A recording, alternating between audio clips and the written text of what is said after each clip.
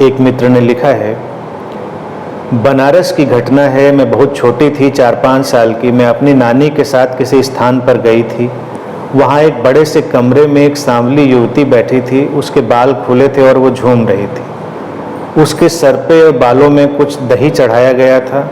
पूरे कमरे में और बाहर दर्शनार्थियों की भीड़ लगी थी।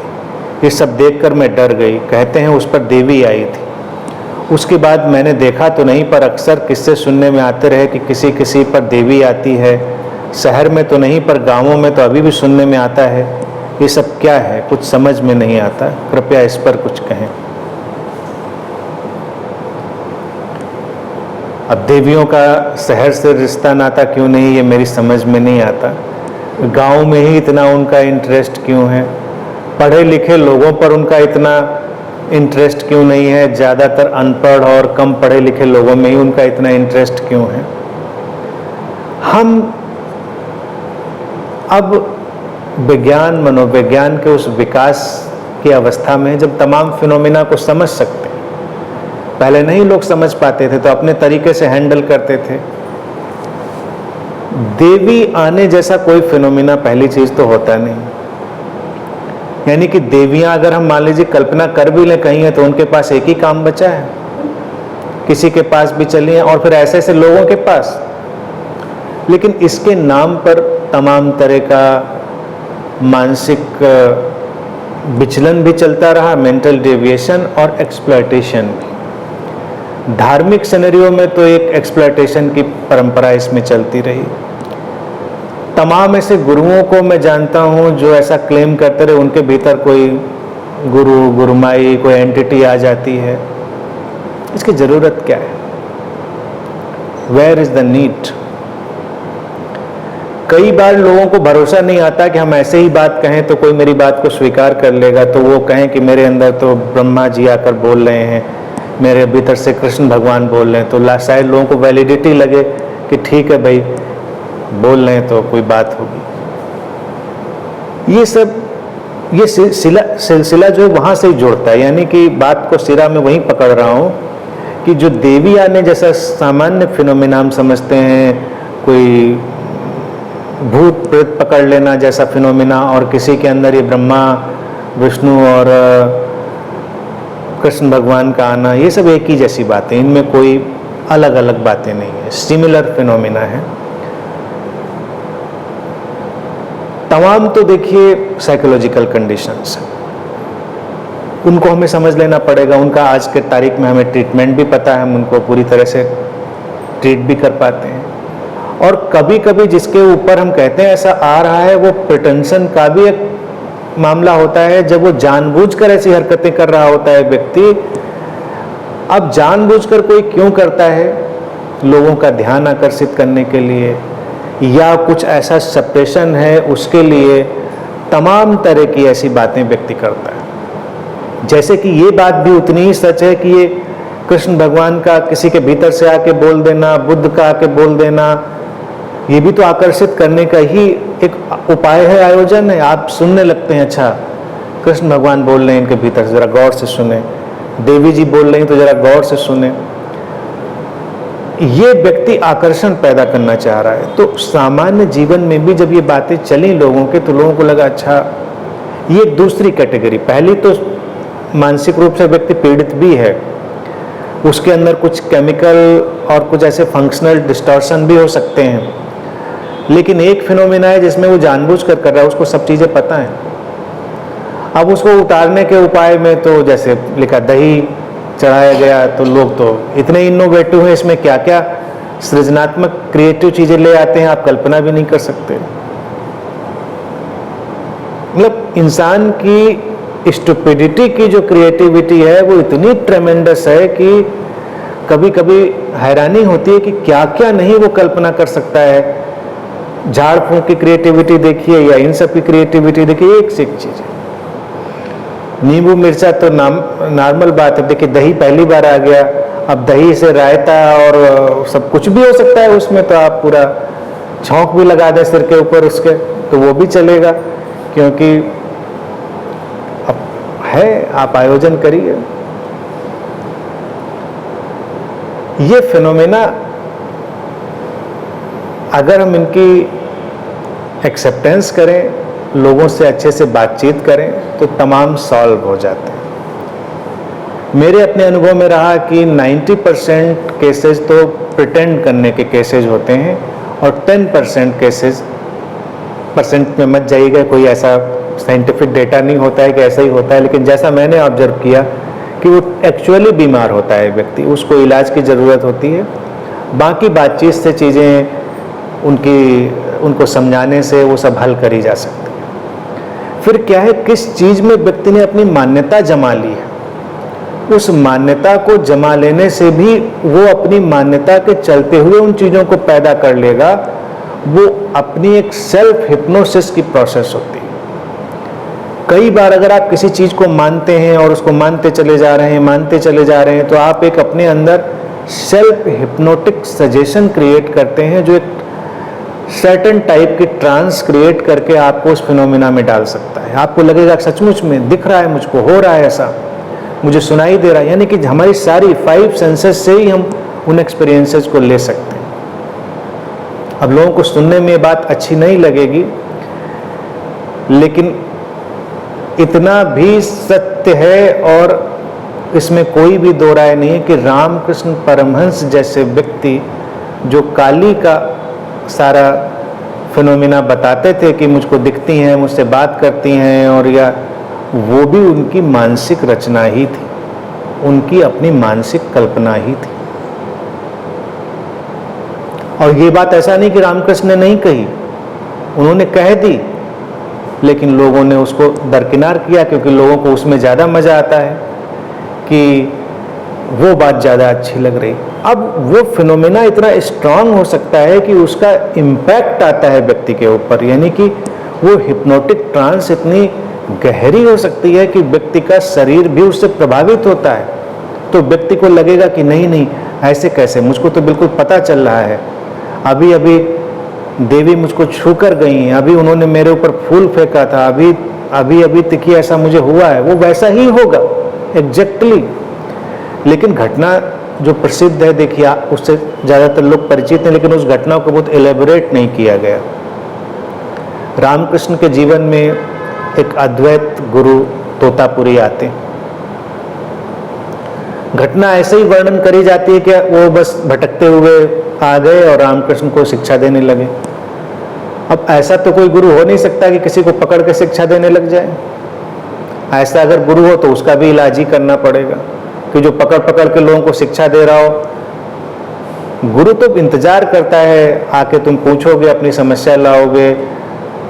घटना का संयोग ये हो सकता है कि तोतापुरी अवेलेबल रहे हों, रामकृष्ण परमहंस परेशान हो चुके हों अपनी इन चीज़ों से, और उनकी महानता इसी बात में है कि उन्होंने उस फिनोमिना में रहने के बावजूद उससे थोड़ा दूरी बनाई हो और उसको वॉच किया हो, और उनको लगा हो कि इससे आगे का भी रास्ता कुछ होना चाहिए, वो उसमें अटक चुके हों।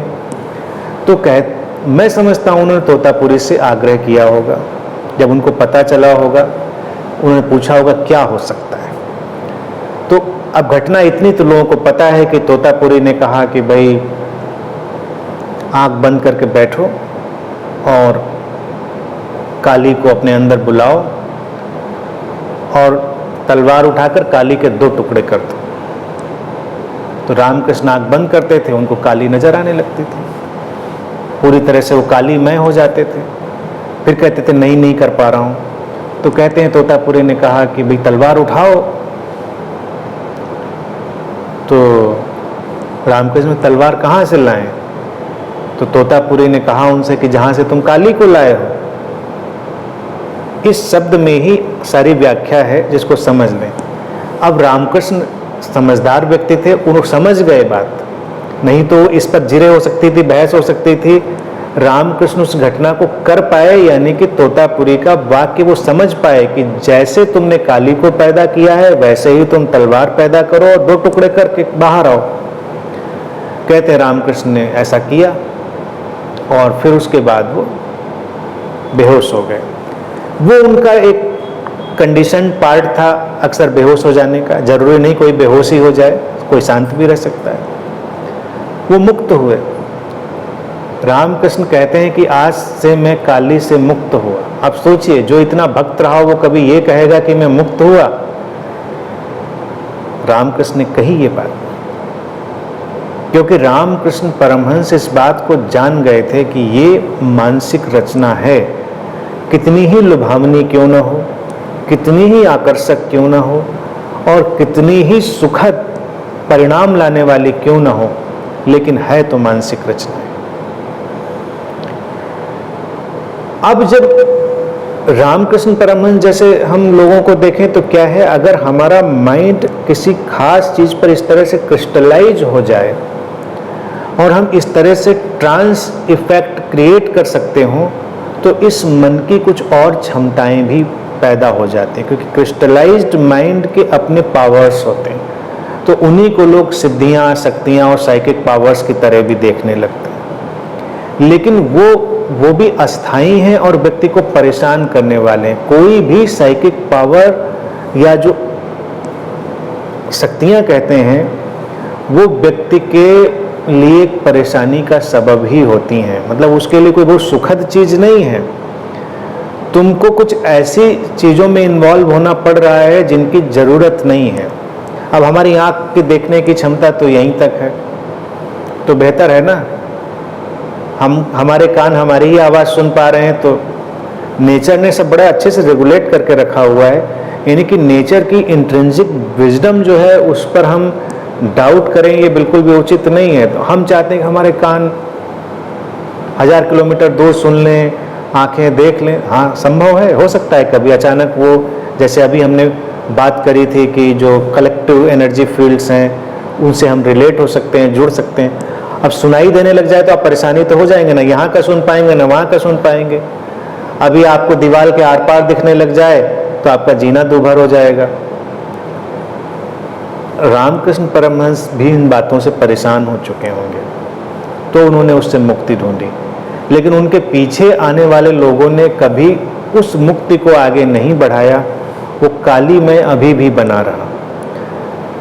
अगर इतनी बात स्पष्ट रूप से बता दी जाती कि ये काली उनकी मानसिक रचना ही थी और किसी भी व्यक्ति की मानसिक रचना ही होगी, तो इतना उसमें इन्वॉल्व मत हो, तो ज़्यादा अच्छी बात होती। रामकृष्ण मुक्त हो पाए इसीलिए बात पता चलती है कि उनका जो ये कंसंट्रेशन बन रहा था माइंड का और जो हिप्नोटिक ट्रांस पैदा हो रही थी, वो क्रिएटिव थी, हेल्दी थी, वो उसको मैनेज कर सकते थे, उसको मेंटेन कर सकते थे, इसीलिए वो उससे बाहर भी हो पाए। लेकिन जो ये भूत प्रेत पकड़ना और देवी आने के फिनोमेना की बात करी, इसमें भी व्यक्ति हिप्नोटिक ट्रांस में जाकर कुछ पैदा तो कर लेता है, लेकिन वो अचेतन भी इतना होता है कि उसका नियंत्रण भी उस सब पर नहीं होता, तो उसके लिए वो बहुत परेशानी का कारण बन जाता है। अगर वो प्रिटेंड कर रहा है तो अलग बात हो गई, उसका अलग है। लेकिन अगर हम उन केसेस की भी बात करें जहाँ रियलिटी में हो रहा है, तो वहाँ पर वो अचेतन पैटर्न के कारण उनसे नहीं निकल पाता, तब उसको प्रॉपर ट्रीटमेंट की ज़रूरत होती है। उसको व्यवस्थित रूप से काउंसलिंग और ट्रीटमेंट दिया जाए तो सब चीज़ें ठीक हो जाती हैं। फिर और देखा होगा कि देवी आने या भूत प्रेत आने के फिनोमेना में अक्सर झाड़ फूंक में पिटाई भी शामिल हो जाती थी। वो क्यों होती थी, उसका एक बड़ा सिंपल सा लॉजिक है कि वो डराने का कारण होता था। हालांकि जो ओझा, तांत्रिक, मांत्रिक, गुनिया होते थे, वो भी तो अज्ञानी ही व्यक्ति होते रहे हैं ज़्यादातर, और आज भी जो उसमें पढ़े हैं वो उतने अज्ञानी ही कहे जाएंगे। आज की तारीख में भी अभी अखबार उठा के देख लो, मतलब हम लोग जिस टाइम में रह रहे, इतने पढ़े, लखनऊ जैसे शहर में अभी भी अखबार में कहीं एक आध ऐड छोटा सा कहीं दिख जाएगा, सब समस्याओं का समाधान, बंगाली बाबा से मिलिए, हर चीज़, आपकी पत्नी भाग गई है या आपको प्रेमिका चाहिए, मतलब ऐसे ऐसे उसमें सब चीज़ें होती हैं। तो विज्ञापन निकलते हैं तो लोग जाते भी होंगे, मैं समझता हूँ। तो ये लोग जब झाड़ फूंक में करते हैं तो डराने का काम। अब पिटाई, अब कोई प्रिटेंड कर रहा है तो पिटाई से डर भी सकता है कि भाई कौन पिटे, तो भूत को उतार दो। तो जैसे ही पिटने का आयोजन होता था अक्सर भूत उतर जाता था, लोग नॉर्मल हो जाते थे। इन बातों पर अगर हम देखें तो अभी क्या है कि शहरों में जैसा कि लिखा नहीं है, लेकिन आप छत्तीसगढ़ जाइए, बिहार जाइए और बंगाल के कुछ और रूरल इलाकों में जाइए और अपने नॉर्थ इंडिया में भी, साउथ में भी, तमाम जो रूरल इलाकों में ज़्यादा, छत्तीसगढ़ बिहार की तो तमाम घटनाएं भी अखबारों में निकलती रहीं। बस इतना कह देने से कि ये व्यक्ति जादू टोना करता है या इसने ऐसा कुछ किया है, लोग मार डालते रहे। तमाम गांव में ऐसा था कि अगर कोई किसी को मार डालना चाहता है तो वो वहाँ के ओझा या तांत्रिक से साँठ-गाँठ करके उसका नाम दिलवा देता था कि इसके ऊपर भूत प्रेत आ रहा है या इसने ऐसा किया है। किसी की गाय मर गई, किसी का बैल मर गया, किसी की फसल सूख गई, तो लोग मानते थे किसी ने जादू टोना किया है। अब वो गए किसी के पास तो उसने बता दिया फलां ने किया है। अक्सर इसमें सॉफ्ट टारगेट वही महिला या वो व्यक्ति होता था जो कहीं कमज़ोर है, कहीं है, और लोग उससे परेशान हैं, चिढ़े हुए हैं।